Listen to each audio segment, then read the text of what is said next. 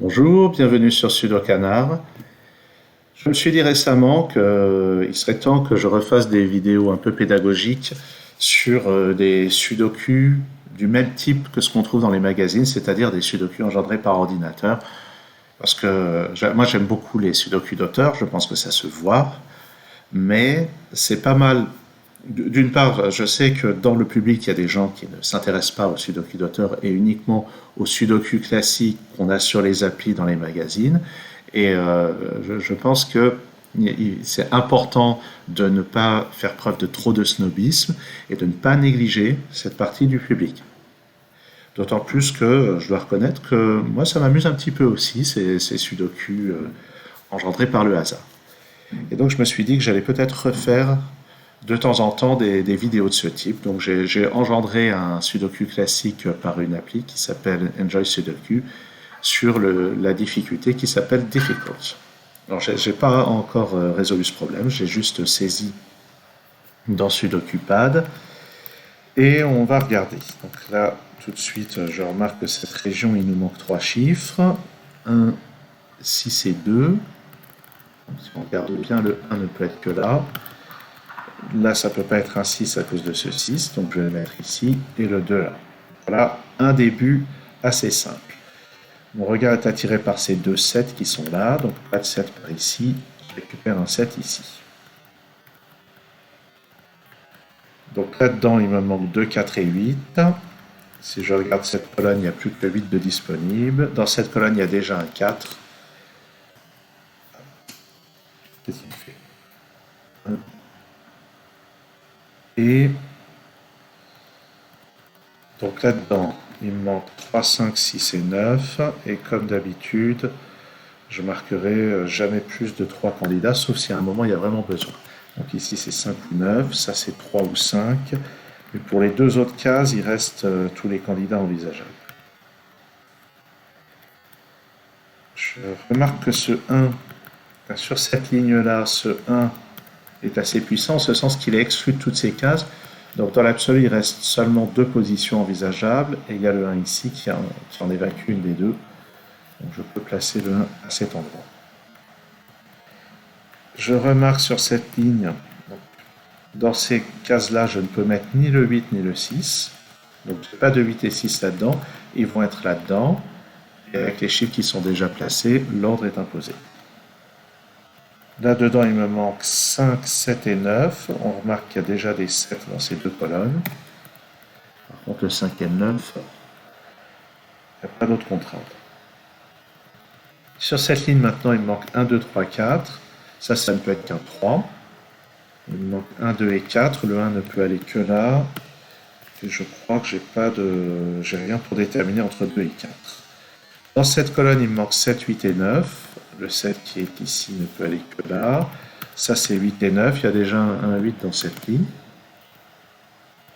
Jusqu'ici, ça se passe vraiment bien. Je ne sais pas si...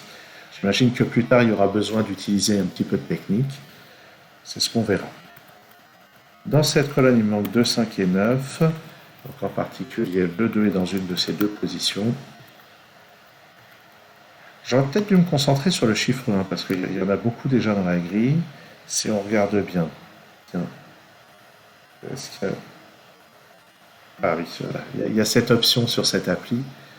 On peut remarquer qu'avec tous les 1 qui sont là, en fait, il en manque que 2 et ils sont là. Voilà. Ça, c'est fait. Dans cette colonne, il me manque 2, 4 et 5. Ça, c'est un 2 ou un 5. Et donc, on peut remarquer qu'il va y avoir le 4 quelque part par là. Sur cette ligne, il me manque un 8. Il ne va aller que là. Ça, c'est parmi 2, 3 et 5. Et là, je dois avoir un 4. Là-dedans, 2, 4, 5 et 7. Avec le 4 qui est là. Ça, c'est parmi 2, 5 et 7. Il n'y a pas de 7 ici. Là-dedans, il me faut un 9. À cause de ce 9, je peux le placer ici. Donc 2, 5, 7. Ça, c'est 2 ou 5. Et en fait, sur cette ligne, le 7 ne peut être que là.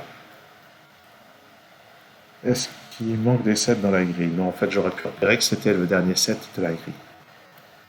Dans ce bloc, il me faut un 6. Le 6 va ici. Ça, c'est parmi 2, 4 et 5, de même que le chiffre du haut. Là-dedans, il manque 2, 3, 4 et 5. Sur cette ligne ici, il me manque 2, 3 et 5, on va dire. Et ça, c'est pas un 2. Donc ça commence à se compliquer. Je viens de voir quelque chose. Je viens de voir une technique à employer qui va se débloquer. Je vais d'abord étudier si je peux m'en passer.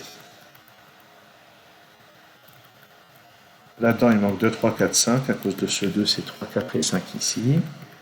On va voir qu'il y a beaucoup de choses autour des chiffres de 3, 4, 5. Il y a beaucoup de 6 dans la grille. Et en fait, il manque peut-être seulement celui-là.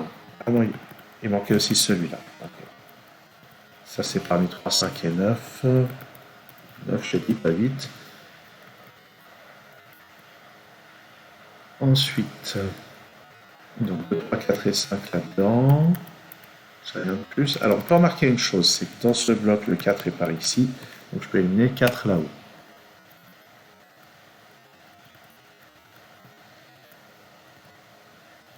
Dans ce bloc, 2, 3, il manque encore le 9. Le 9 n'est pas là, donc il est là. Donc, je peux éliminer le 9 ici. Par contre, dans cette colonne, il me manque 3, 5, 8 et 9. Le 8 ne peut pas être ici, donc il est là. Le 9 ne peut pas être ici. Donc il est là. J'aurais peut-être pas besoin de technique. Si j'ai pas besoin de technique particulière, je ferai marche arrière pour vous la montrer quand même. Donc, pour le moment, ça se passe vraiment bien. Ça, c'est... J'ai pas regardé toutes les conséquences de ce que j'ai trouvé, en fait. Ce 5 ici élimine les 5 qui sont là. Ça peut plus être un 3. Donc, dans cette colonne, j'ai une paire 2 et 5. Les deux autres chiffres sont 3 et 4. Donc là, j'ai 3 ou 4. Et dans cette colonne, on voit que le 4 est forcément dans une de ces deux cases. Donc ça, c'est le 3. Ça, c'est 4, ça, c'est 3.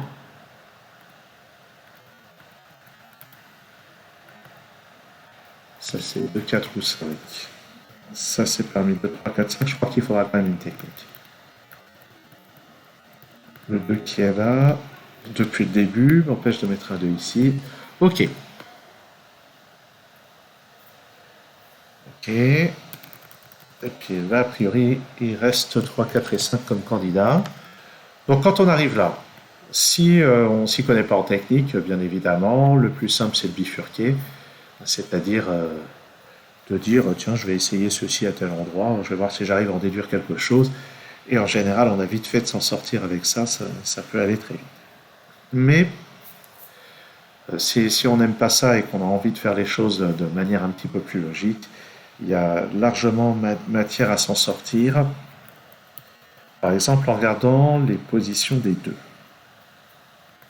Il y a plein de choses à voir ici. Mais par exemple, je vais mettre en couleur les positions de certains d'eux. Je mets en couleur les positions des deux sur la 2e et la 7e ligne. Et ça illustre une technique qu'on appelle skyscraper, c'est-à-dire des immeubles. En quelque sorte, là, il faudrait tourner la grille d'un quart de tour pour dire là, j'ai un immeuble, j'ai 2 immeubles ici et là. Et la colonne 7, c'est le rez-de-chaussée. Ici, j'ai un immeuble avec un premier étage et ici, un immeuble avec un 3e étage. Et alors, c'est quoi l'histoire? L'histoire, c'est que dans cette colonne, le 2 est forcément à un de ces deux endroits. Mais surtout, c'est pas tellement qu'il soit forcément à un de ces deux endroits, c'est surtout qu'il y a forcément un des deux endroits où il n'est pas. Il y a forcément une de ces deux cases qui ne contient pas le 2, d'après les règles de Sudoku. Et si on regarde maintenant les étages, eh bien on peut en déduire qu'il y a forcément une de ces deux cases que je suis en train de mettre en évidence qui contient le 2. Donc ces cases-là, je vais les mettre en violet. Voilà. Donc dans les cases que je viens de mettre en violet, il y en a forcément au moins une des deux qui contient un 2, et en réalité, exactement une. Et par conséquent, si on regarde les cases qui sont dans le champ de vision commun aux deux cases violettes, eh bien, elles ne peuvent pas contenir un 2. Si je mettais un 2 ici, Les deux cases violettes perdraient leur 2 et les deux cases vertes devraient recevoir le 2, ce qui marche. Donc ça permet de mettre un 5 ici. Mais dans le champ de vision commun des cases violettes, il y a aussi celle-ci, qui ne contient pas le 2, qui doit donc contenir le 5. Et à partir de là, je pense que tout doit tomber automatiquement sans que j'ai besoin d'expliquer. Ça maintenant c'est un 2. Là-dedans il n'y a plus de 5. Donc ça c'est un 3. Voilà. 4 et 5 ici. 2 et 5. Et c'est fait. Voilà, donc c'est un sudoku dans lequel il n'y avait rien de très compliqué jusqu'au moment où il y a un petit flottement. Comme je disais, quand il reste aussi peu d'options, ça peut valoir le coup, quand on résout sur papier, de noter dans un coin d'une case une hypothèse et de voir ce qui s'en déduit.